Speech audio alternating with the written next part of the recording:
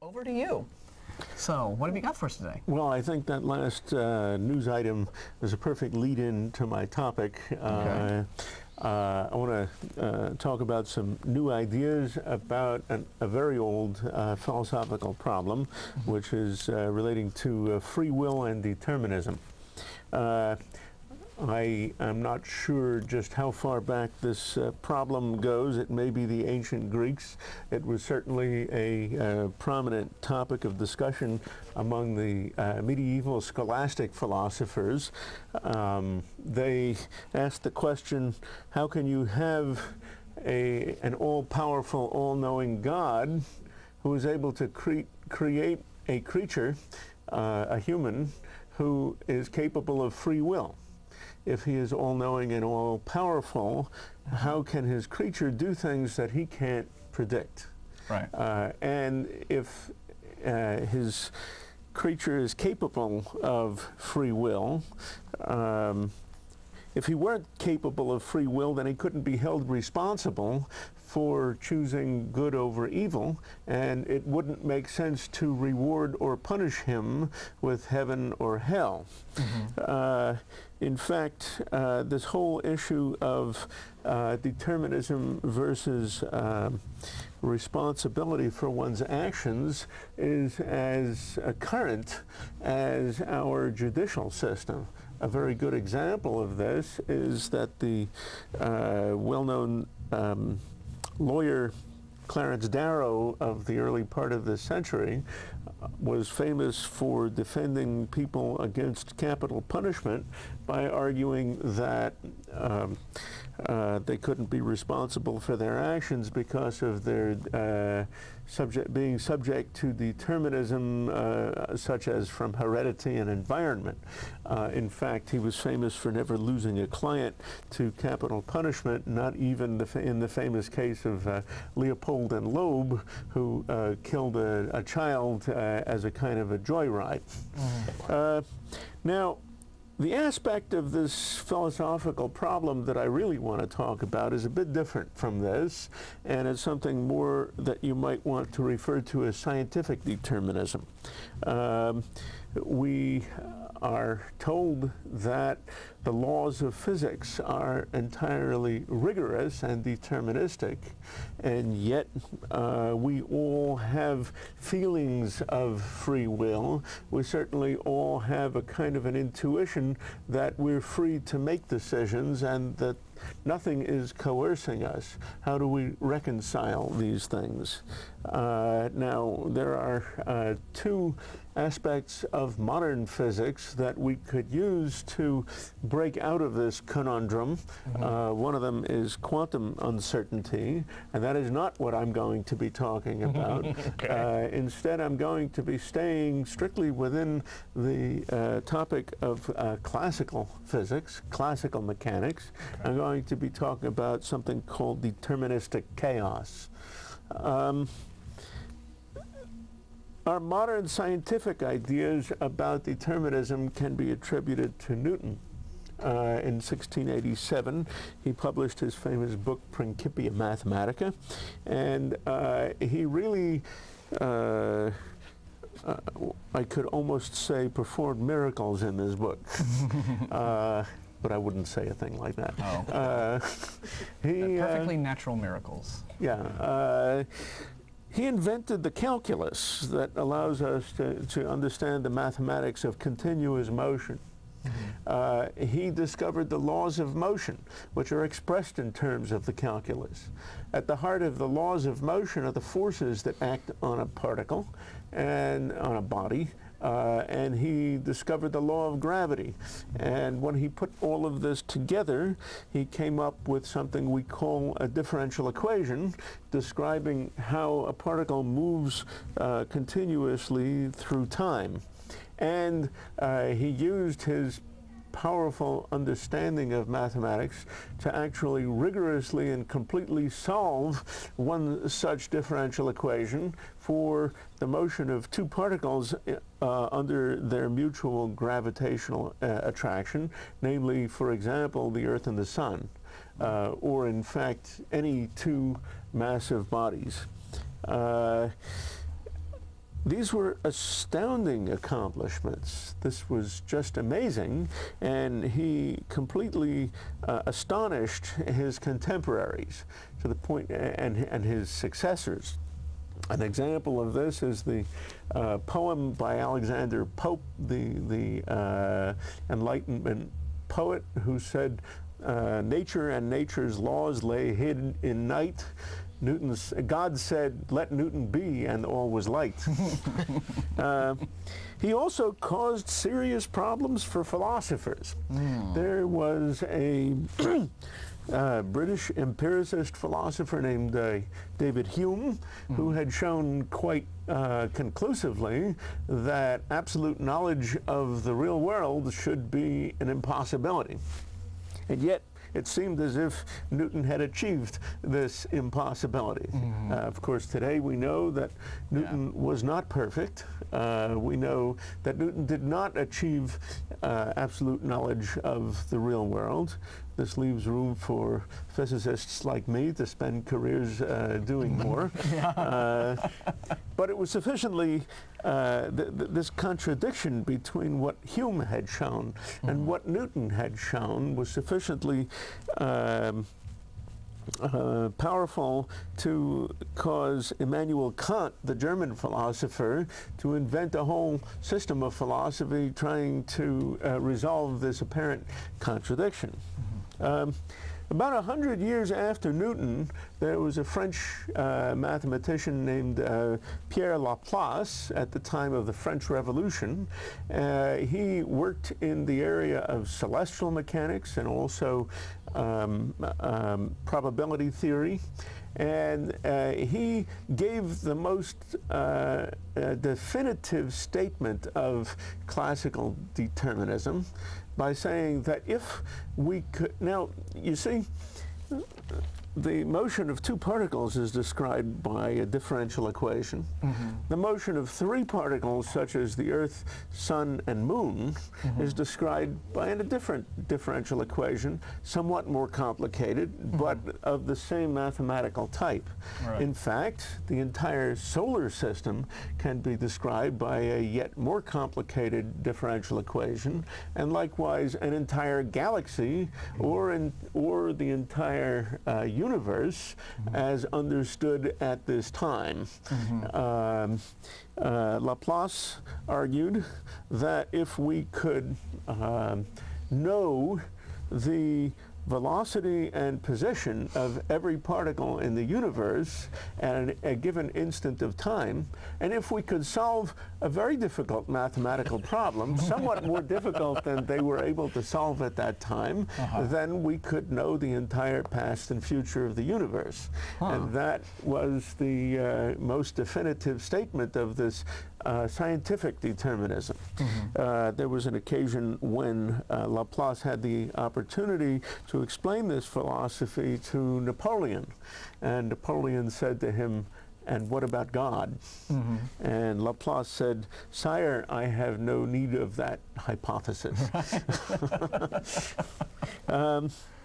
Well, following Laplace, and remember this was around 1800, for the next 100 or so years, people tried to solve the three-body problem.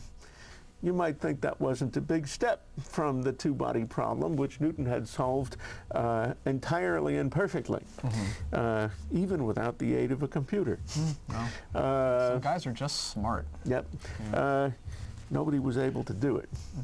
They were able to develop approximate methods that and allowed them, for example, to predict the exact time of solar and lunar eclipses, that being a solution to the three-body problem, hundreds of years into the future.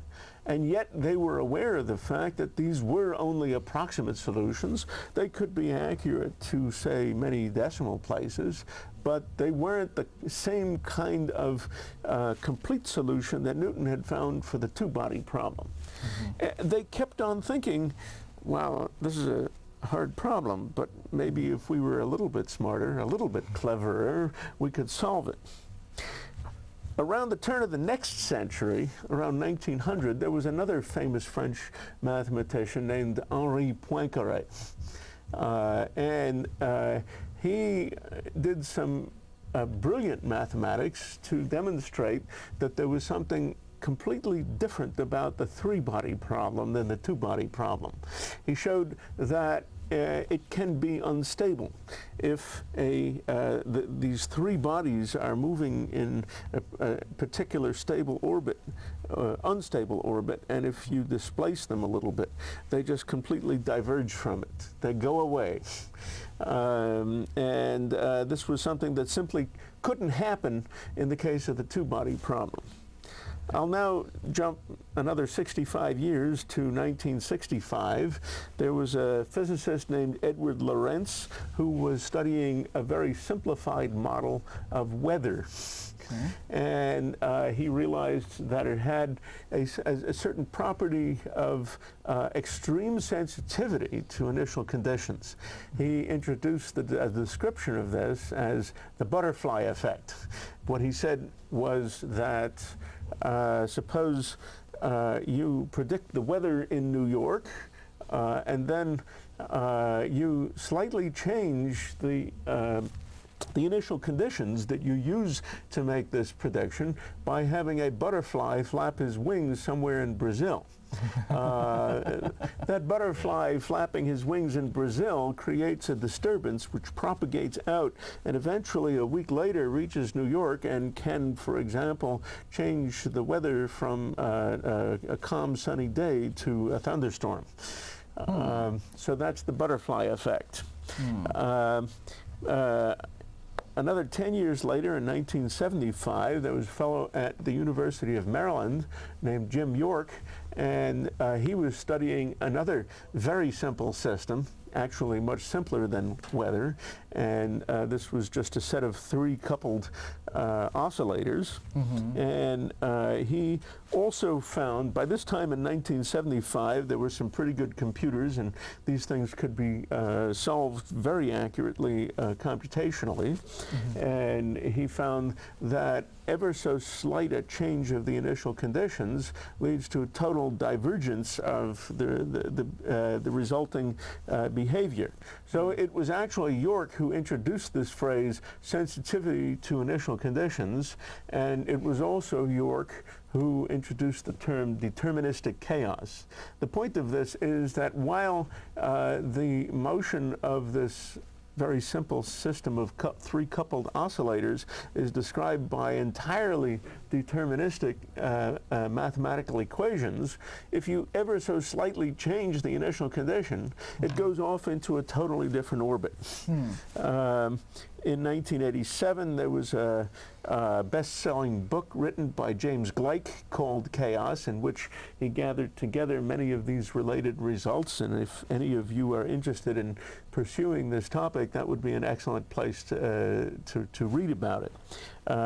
I've given an example of this in a picture I've brought in here from my own work. What you see here is two curves, one in red, one in blue, and it shows the motion of a charged particle in a magnetic field. This is something near and dear to the hearts of magnetic fusion physicists like myself, who would like to use magnetic fields to confine plasma and heat it to 100 million degrees so that it will undergo thermonuclear fusion reactions. And to do this, you need to confine the particles extremely well. Oh, I would think so, yeah. So this shows the position of two particles as a function of time, one in red and one in blue, and the initial conditions for these two particles differ by 1 part in 100,000. What you see over on the left in early time is that the two orbits of these particles overlap so perfectly that you can only see one color, which is red. But as time progresses, the two orbits come apart until by the end of this run, they are totally different. Right, because a blue particle has had its initial conditions changed just very slightly. By 1 part in 100,000. Wow, and so that small a change in the initial conditions can throw something that much off kilter. In mathematical terms, what's happening is that slight change in initial conditions grows exponentially until the two particles diverge entirely. Okay. Okay. So let me summarize what I've said. Newton was able to solve the two-body problem perfectly and entirely, analytically. Nobody was able to do the same for the three-body problem. Today we understand that anything greater than two particles, or in fact one particle in a magnetic field, as I was just showing you, has the property that an infinitesimal change in the initial conditions leads to totally different behavior. And this is what we mean by deterministic chaos. What does this have to do with the old philosophical problem of determinism and free will? Here's where I go off into my own thinking. Okay. A human brain consists of, say, a few hundred billion neurons connected together in an exceedingly complicated way. It's much more complicated than the three-body problem. It's much more complicated than a galaxy. It would be utterly impossible to create two humans that were so perfectly prepared initially that each one would know what the other is going to do. They are far more individualistic than the three-body problem. Right. And so our feelings of free will are accurate in the sense that no other human, certainly no computer, no superhuman intelligence would be able to anticipate and predict what a given human will do. And so my point is that our feelings of free will are consistent with our belief in scientific determinism. That's So simply because my conclusion. And you say specifically it has to do with just the complexity of the structure of the human brain. Well, together with the mathematical understanding that we have today, and we did not have 100 or 200 years ago, that differential equations can have this property of deterministic chaos because of their sensitivity to initial conditions. Right. But is this something to where it cannot be predicted, or simply that it's really, really hard?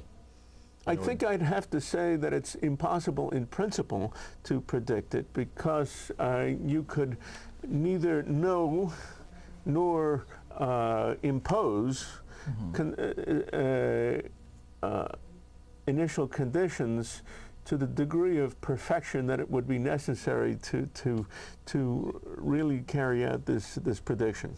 Okay.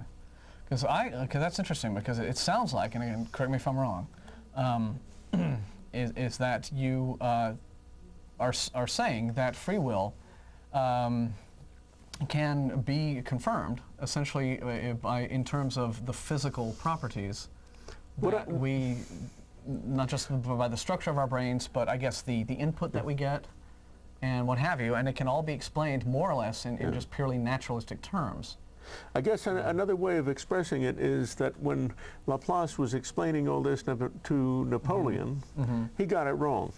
Okay. The mathematics of 1800 was not sufficiently well developed to understand this fundamental property of the equations that he thought could be used to completely understand the past and future of the universe. Right, because he didn't understand the sensitivity to initial conditions. That's right. At that time. Yeah. Okay, because we were talking about this a little bit.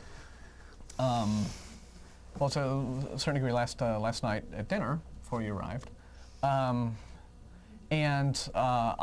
wondered, since, as human beings, since intelligence is our niche, evolutionarily speaking, that that as a factor could be sort of, could be the X factor that you talk about, the initial condition that can completely throw predictability of all human behaviors off kilter. Yeah. But then I'm thinking to myself, well, at a certain point, there are life forms that are not on our level on the tree, such as dogs and cats, for example. I know that my dog makes decisions about things that she wants to do. Yeah. I often have to tug the leash and hold her back from, getting in the mud and the brambles and getting all stinky. But she's wanting to do it, and it's it's a decision that she's making. So at a certain point, but again, now we want to go down the ladder and down the ladder to paramecium, for crying out loud, which are just cellular. Well, I guess I would want to point out that as simple as a paramecium is, it's far more complex than a three-body problem. Right. And a lot more than 3 particles to a paramecium. Yeah. I mean, there's probably at least several thousand base pairs in the genome of a paramecium. Right. So at that point, then we are confronted with the question: well, does sentience or intelligence, is that even a factor then? Can it be said that a completely insentient life form, which I think paramecia are, can be said to have free will when it can't even really be said to be thinking about stuff in the way that you and I and Ashley think? Can the Earth, Moon, Sun system be described as having free will? I think, I guess what I'm trying to argue is that that this concept of sensitivity to initial conditions is sufficient to remove the apparent contradiction between physical and between physical determinism and free will. I wouldn't go so far as to say that it explains free will or that it makes free will necessary. But it sounds like, and so once again, I'm the complete mathematical layman here, so smack me upside the head if I'm wrong. But it seems like another thing you're indicating is that scientific determinism allows for indeterminacy, right? I mean, it's yes. In fact, the commonly used term is deterministic chaos. Right. Okay. Where a system which is subject to deterministic laws of physics is nevertheless capable of chaotic behavior. Right. Okay. So another determinism is not that hard and fast. It is deterministic, and yet at the same time it's chaotic. Where in fact the definition of chaos here is the sensitivity to initial conditions and the divergence of initially nearby trajectories. So, okay. Wow. Ashley? Only question I would have is, God is considered all-powerful and all-knowing.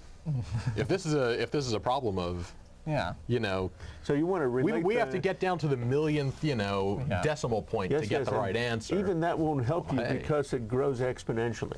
Yeah. I mean, the error, the divergence between the orbits grows exponentially. So nailing it down to a few more decimal places will only gain you a little bit of time. A few more decimal places. And so yes, you're saying you're relating the two forms of this issue of free will and determinism to each other. On the one hand, I was talking about the issue of an omniscient and omnipotent God. On the other hand, I was talking about Newton and scientific determinism. You're saying that the latter has implications for the former, that how could there be an omniscient and omnipotent God in the presence of this kind of indeterminacy. Of course, people who believe in God find that no problem at all to disbelieve in physics to the extent that it allows God to do whatever he wants. Suspension of disbelief is one of their favorite activities. But for those of us who believe in physics, well, physics is a matter of belief, right? I mean, it can be tested. It's mathematical. It's testing can never be perfect. Right. Hume had a point. Right. So, and then the question here from a religious standpoint would have, because free will, the free will argument from the point of view that we often hear from our callers and Christian callers is that they do want to have this all-powerful deity for whom no rules exist, and thereby allowing him to essentially achieve whatever they want him to achieve in order to maintain his supremacy in all things. And yet, for example, the appeal to free will is quite frequently used, most commonly used as a response to the problem of evil. And I've often seen that free will gets to be this thing that gets God off the hook.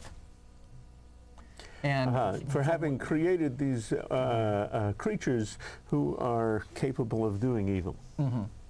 But I always point out that in the context of that argument, the problem of evil, free will seems to me to be a big red herring, because the problem of evil isn't so much about human free will as it is God as the presumed moral authority over human beings, and thus should the moral authority over all human beings itself be a moral being, and you would expect a moral being to prevent evil in all its forms. And it's interesting to try to see them squirm out of that. But you know, I'd be interested to hear how Christians respond to the whole difference. If God, of course, would be supposedly more complex than a three-body problem himself. So, I would think so. Yeah. So then, would his actions then be completely indeterministic? And at that point, would there then be any point in worshiping this God? So is God a raving lunatic? Yeah. Right. So then, does worship make any sense? You know, if such a being were to exist, would worship make any sense? Would entreating this being for favors or special... I guess we know the answer that you and I would give, mm-hmm. but that's why it's more fun to take phone calls. Okay, now you have, right, and before we get to those, so, you know, you've said that some of your critics or some of your colleagues have been critical of your idea. What are some of the criticisms that have come up? I think they're simply unwilling to make the conceptual leap from the mathematics that is our meat and potatoes into the realm of philosophical speculation. Okay. I am the sort of fool who rushes in where those angels fear to tread. Well, you know, nothing wrong with that. But, well, let's see if maybe we have some callers and they'll have a thing or two. Before we take our first caller, I have to explain myself. Every now and then during the show, you're going to see me go, ugh. The air duct up there is dripping, and so every 5 minutes or so, you're going to see me do a little flip out. Well, we're not sure it's every 5 minutes. I mean, we can't predict. Well, it's indeterministic. Yeah, we can't determine, but give or take. Yes. Yes, you see. To a certain decimal point of error, Right. every now and then I'm going to... Yeah. Well, you can always exercise your free will not to shudder, and you just take it like a man. Of course. So now you can spend the rest of the show watching me waiting for you to There would flip be, out. of course, perfect. Just if it were dripping right there, that would be great. Yeah. Yeah, that would be fun. Yeah, that would be something to determine. Then we would have to figure out whether it's going to roll down the right side or the other.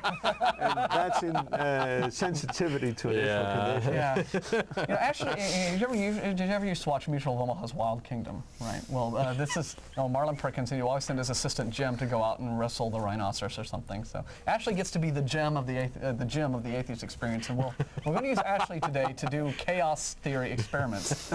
So I'll try and keep my head perfectly under the drop here, and we'll see what happens. We're going to use Ashley's skull as our sounding board. That's really interesting, and it's definitely something that you know. It's great to have a show where something completely new that I haven't heard before.